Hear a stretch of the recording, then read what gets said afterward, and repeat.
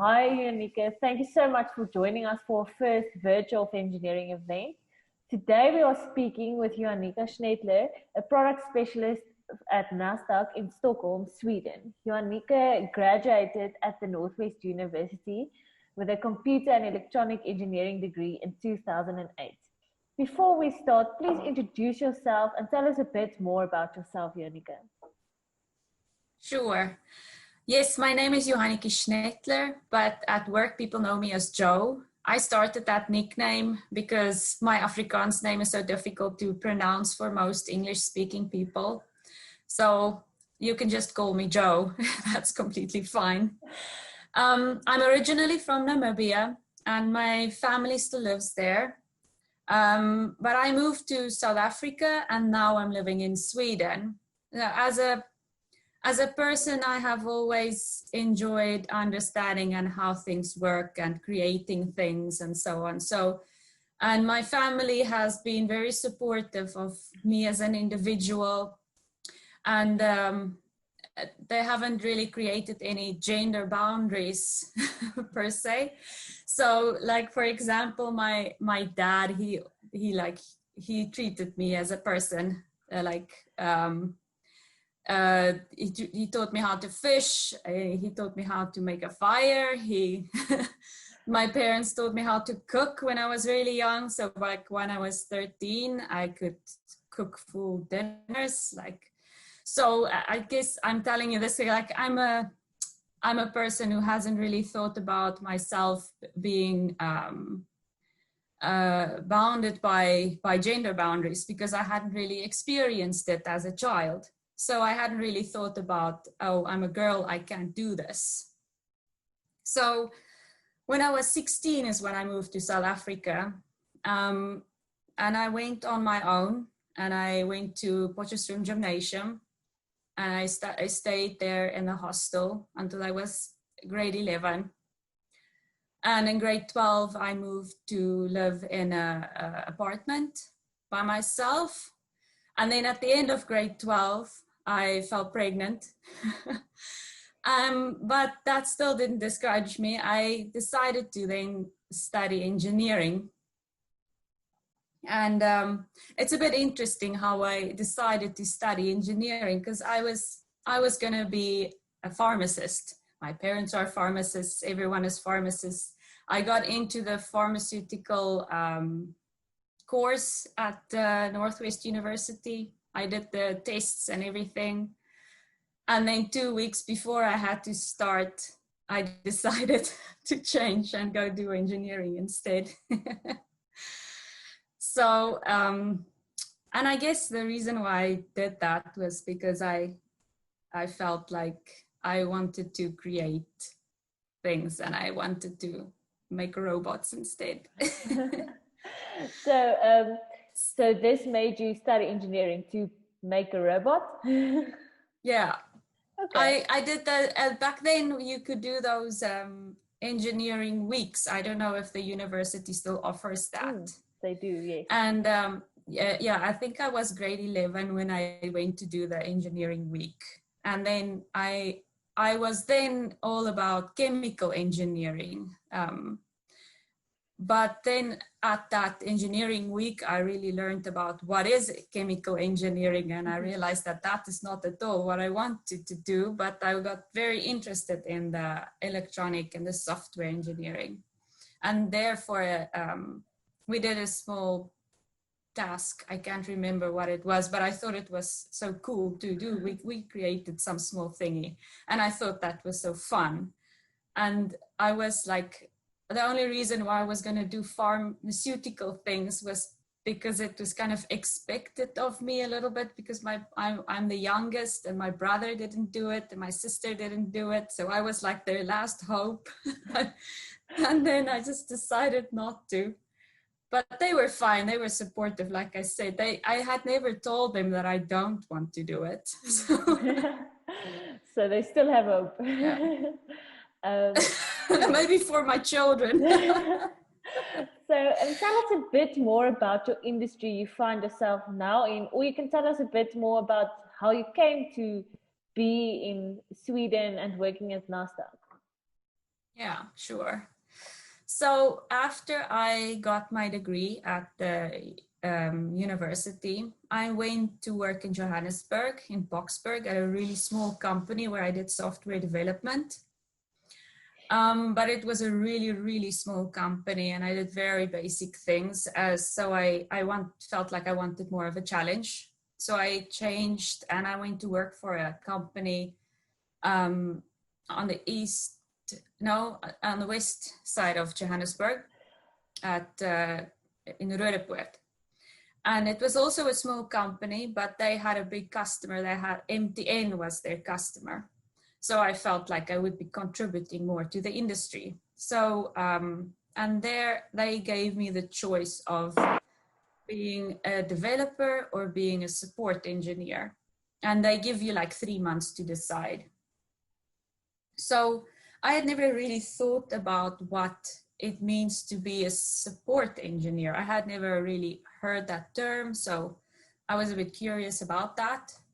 So I learned about that there, and I really liked that angle. So it's not something that you really consider when you're studying. So I was so fixated on you have to create things, you have to make things, you have to develop something, that I hadn't really thought about, but how do you know what to make? And how do you make sure that what you're making has good quality? And after you've delivered it, how do you ensure that you can support it, make sure that you can enhance it, maintain it? And so it's all the surrounding things that I didn't really think about. So it was there at that company that I then got super interested in software testing, which is the quality assurance part of software development. So there I went to do a bunch of certifications, to get more into what makes a good test analyst. And I managed to also convince the managers at this company that we should make it more formal process within the software development lifecycle. So they took my advice and we started to implement a new way of testing software where you can start testing as fast as there's something to test, kind of. And these are like, I got so super interested in that line of work. So I soon became test manager and so on, to establish the models and that. So it was so, not something that I had thought about doing when I was studying engineering. You don't think about that. Or even when I was in school, you don't think about the fact that there can be a job for you just testing software. And it's also there that I got to know a little bit about business analysis, but it was more at the job after that. Or I changed a few positions around, project manager for that same company. And then I was a test manager at another company. And then I was a test analyst at the JSE, the Johannesburg Stock Exchange. And then it was there that I got to know more about business analysis specifically. Mm-hmm. In the and that's I guess it's a big thing in the financial industry, because the business people doing the day-to-day, they don't know so much about IT and software development. But in the financial industry, the technology has shifted so much towards software that it's becoming more and more a necessity for business operators to understand technology, but not everyone is there yet. So then they have this very specific role where you're a business analyst, is someone who understands technology, but can also understand line of the business domain. So I got like really interested in understanding the business domain, and I got very focused on a very specific part, which is clearing. It's like a very specific part of the financial industry. It's not so well known if you're not in the industry, but otherwise it is. And so it's it's kind of there that I came into contact with this company called Snowber, because the JSE had bought software from Snowber. So Snowber was the software provider to the JSE. And then at the JSE, I became the business analyst. So I was responsible for explaining to the software vendor what the requirements are for the JSE. So after a few years of doing that, me and my husband at the time decided that we're gonna move from South Africa. And I kind of had this feeling that I want to work with the vendor, just because they are creating such interesting technology. So I just applied and they were very happy to receive me. So then I moved from working at the JSE with Snowber the vendor to working for Snowber the vendor, with JSE being my customer.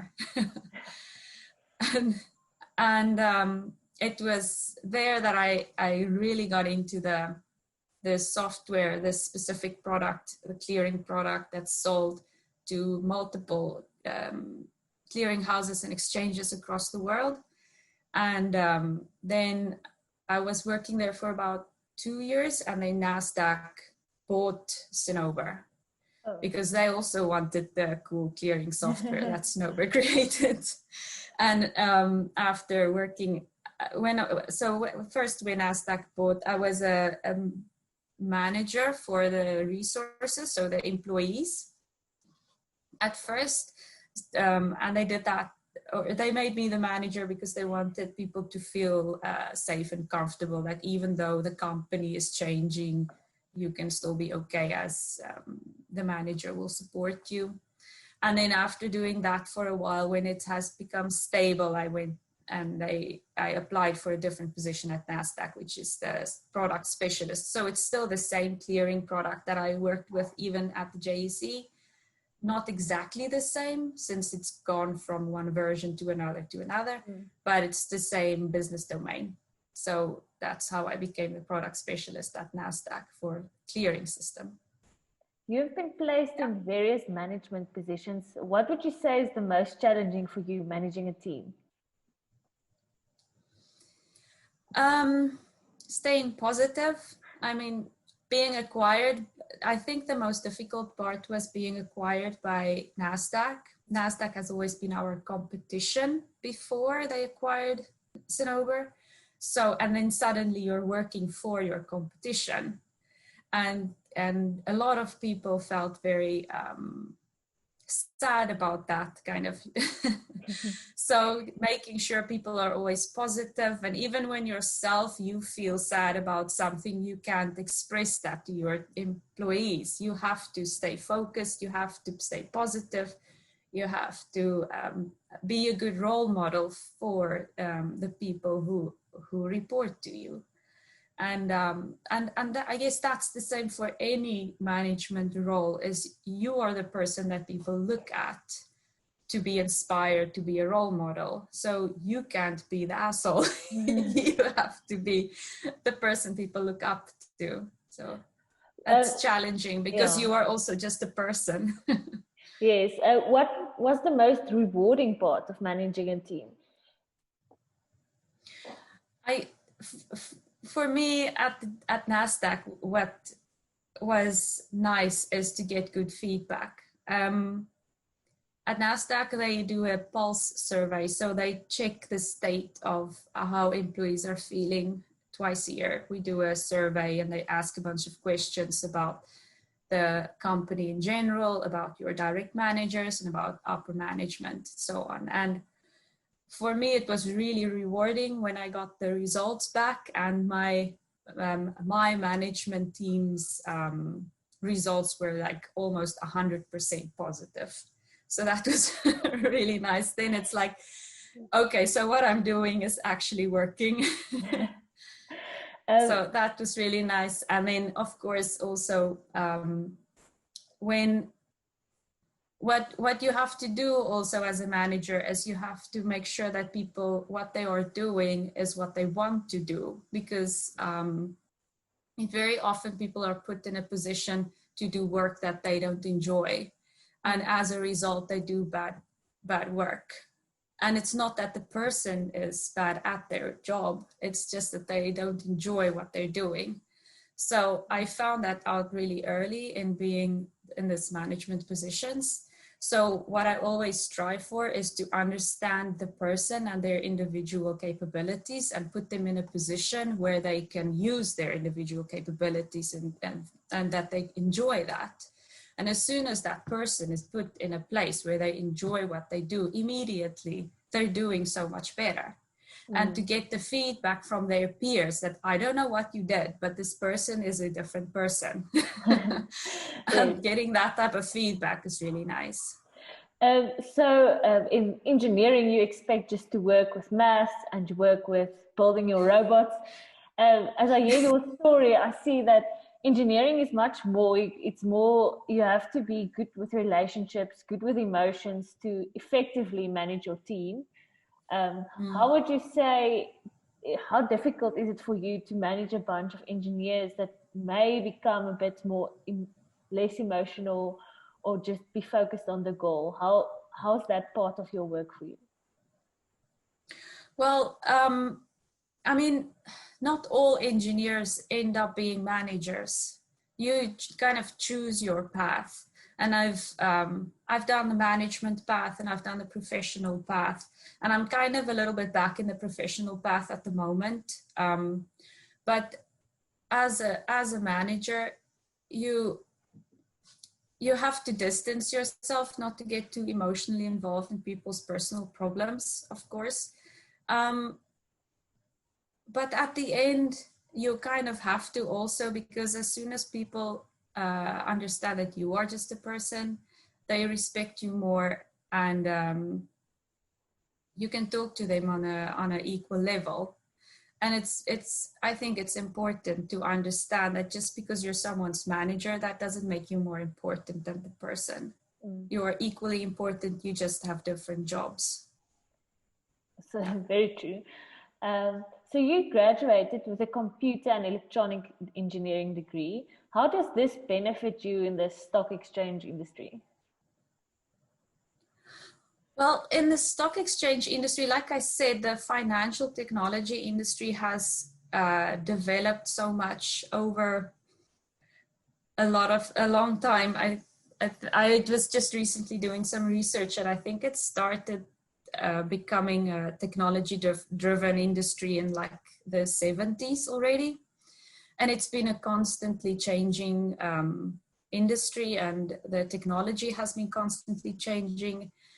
And having a software engineering degree is so beneficial because you understand what makes the systems that you use in the industry work. So it's not as easy as just I click a button here and things happen. There's a lot that happens in the background. And when you're doing software engineering, you learn about what happens in the background before someone clicks a button. So that helps a lot, especially in business analysis and in test analysis, to have that kind of background. That really, really helps a lot. And of course, if you're a software developer, you probably did software engineering to become a software developer or an architect or something, but that's more the obvious things that you do with an engineering degree. There are lots of not obvious things that you can also do with an engineering degree. If you were a girl now, in this economic climate, if I can say it like that, deciding on what to study, let's say you were 17 years old now, would you choose something different? No.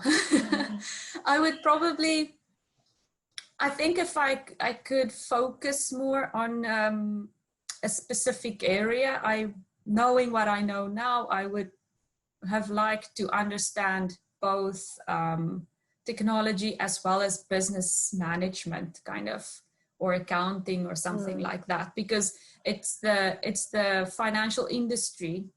I had to learn from working at the exchange or working with customers or so on. I learned how my business area works by talking to people. So if I had a choice, I would have liked to understand more of that before I started.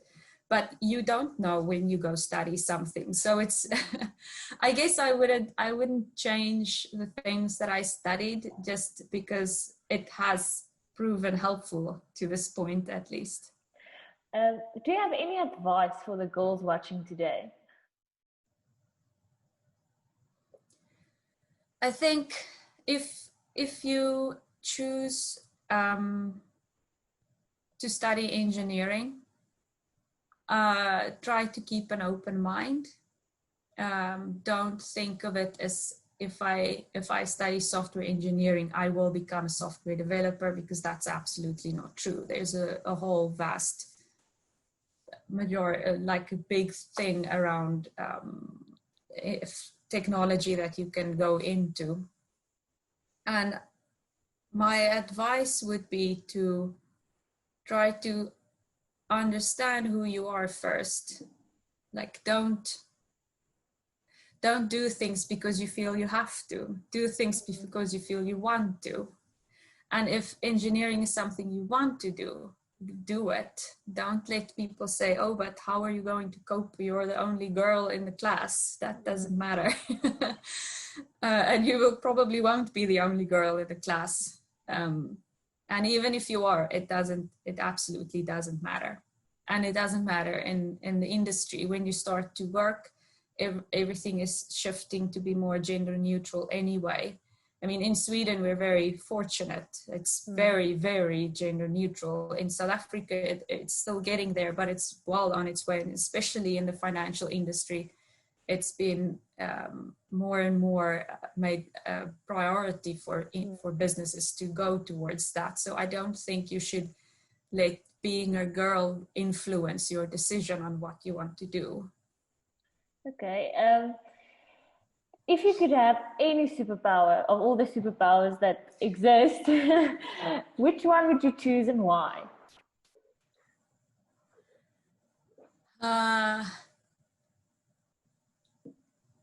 Go back in time.